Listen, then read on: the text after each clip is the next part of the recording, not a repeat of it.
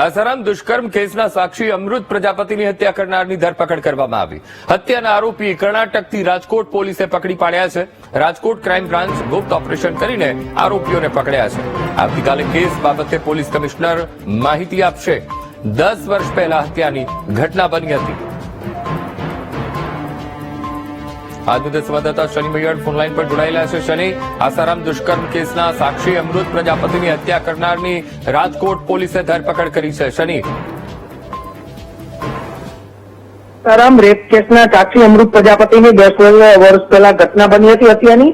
આ સમગ્ર બાબતને લઈને હત્યાના આરોપીની રાજકોટ ક્રાઇમ બ્રાન્ચ દ્વારા ધરપકડ કરવામાં આવી છે. કર્ણાટકથી આરોપીને ઝડપી લેવામાં આવ્યો છે અને રાજકોટ લાવવા માટેની તજવીજ છે તે હાથ ધરી છે.